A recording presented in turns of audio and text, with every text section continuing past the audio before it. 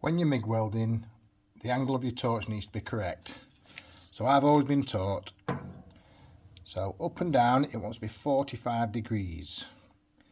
So pointing to the corner, 45 degrees, and then front to back it wants to be 70 degrees, around there. And that's the way you want to be moving when you're welding. 70 degrees backwards, 45 degrees front to back.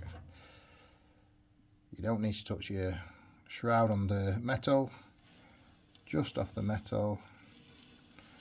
And the final tip is, sometimes when you're welding, just do a ghost run, like that. Just say I'm going to do a run from here.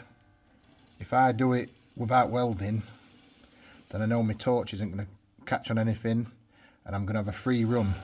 So that's called a ghost run too. Catch you later.